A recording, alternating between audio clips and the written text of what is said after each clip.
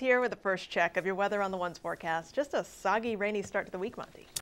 The program is also open to military veterans. It defines a first-time homebuyer as anyone who hasn't owned a home in the last 3 years. Ryan, there's a little golf tournament taking place in Charlotte this week.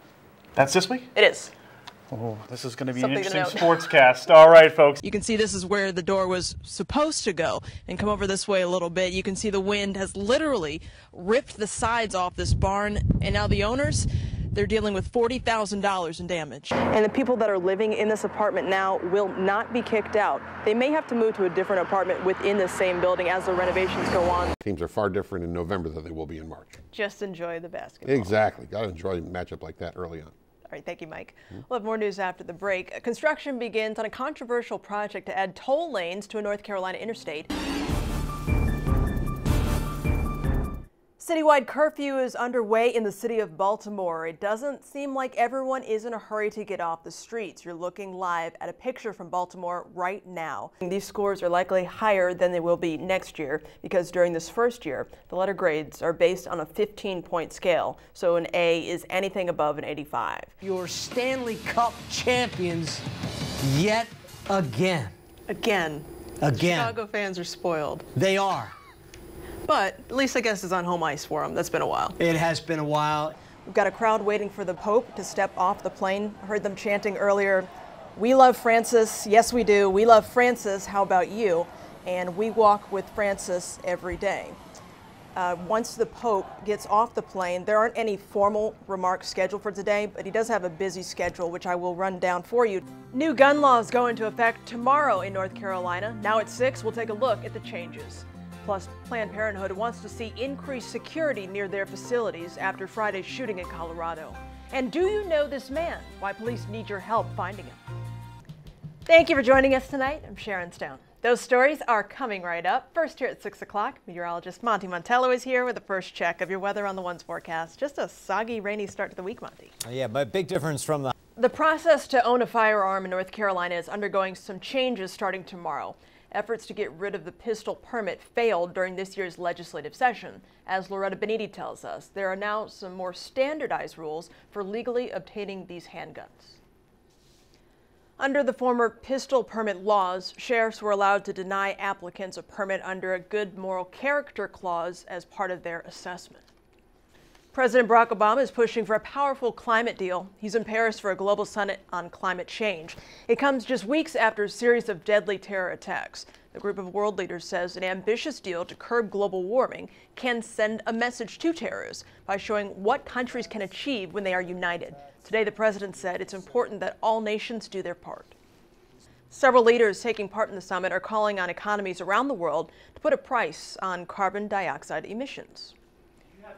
A Colorado judge seals court documents for the man accused of killing 3 people at a Planned Parenthood clinic Friday. Robert Louis Deer, who once lived in Buncombe County, appeared in court today. He is charged with the killings of police officer Garrett Swayze and 2 civilians. Prosecutors requested sealing documents. They argued releasing the arrest warrant, search warrant for his home, and other findings would jeopardize this ongoing investigation. The Cabarrus County Sheriff's Office needs your help locating this man. They say he, along with another person, are persons of interest in connection to a shooting at a rest stop over the weekend that left a man paralyzed. Our Carly Stevenson has more. The Cabarrus County Sheriff's Office says it's too early to tell whether the shooting was random. If you have any information, you are asked to contact authorities immediately.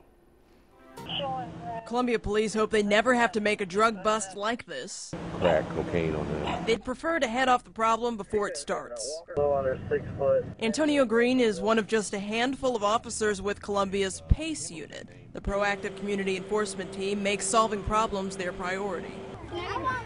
And that means getting up close and personal with the people they're sworn to serve and protect in communities like Gonzales Gardens. You want to be able to get out with the citizens, to build those relationships, establish relationships with them, earn the citizens' confidence. Gonzales Gardens resident Melody Cherry wants the PACE officers in to keep criminals out. Play area for the children gets vandalized. They don't have a place to really call a playground because we have, drugs, violence. You hear gunshots at night. You can't sleep. Your kids jump in, they sleep. And when that's over, they leave.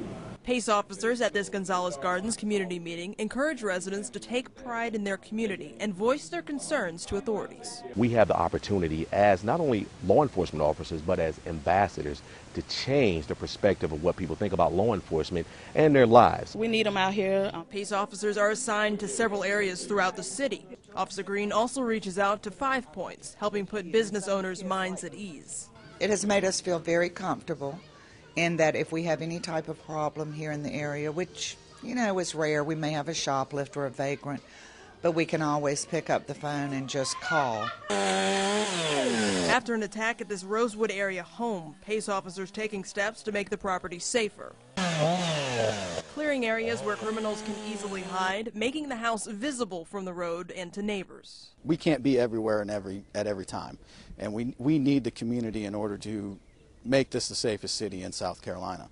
And getting people to look out for their neighbors, crime watches and things like that is what we're trying to get out and get done. Are they working on that car yet, or they just got it? Instead of responding to a report after it happens, prevention is key for the PACE team and the community they watch. We're not going to be able to solve crimes unless we have the help of the citizens of Columbia. The goal, no longer be first responders, but building relationships in Columbia to prevent crime and keep the peace. In Columbia, Sharon Stone, Watch Fox News. Less than 24 hours after Governor Pat McCrory committed to signing this new abortion bill, opponents say the 72-hour waiting period is a direct campaign promise violation. Governor McCrory says that's not true. Due to my work and others' work, we did not add further restrictions to access. McCrory says signing this abortion bill does not counter a statement he made during his campaign for governor that he would sign no further restrictions on abortion into law. I have followed that promise. In fact, if anything, I ensured that that bill was written so women would not be denied access. They think they are doing right by women, but they are not. Politicians are again inserting themselves between a woman and her doctor. Mandatory delays do nothing to dissuade women from having abortions. They just make it harder to get them. This group supporting women's rights gathered outside of the governor's office to express their disapproval. As a physician, I provide my patients with the best and most comprehensive care possible. Our relationship is built on trust, privacy, and open communication.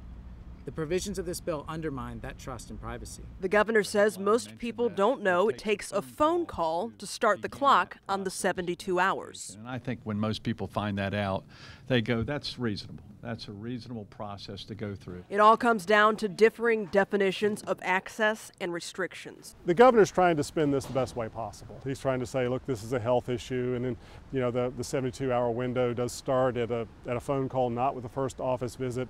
For people who wanted him to veto, they're not buying that spin. Another controversial part of this bill requires doctors to send information, including ultrasounds, about abortions that are performed after 18 weeks to the State Department of Health. Opponents are concerned about how and what that information will be used for. In Raleigh, Sharon Stone, Time Warner Cable News.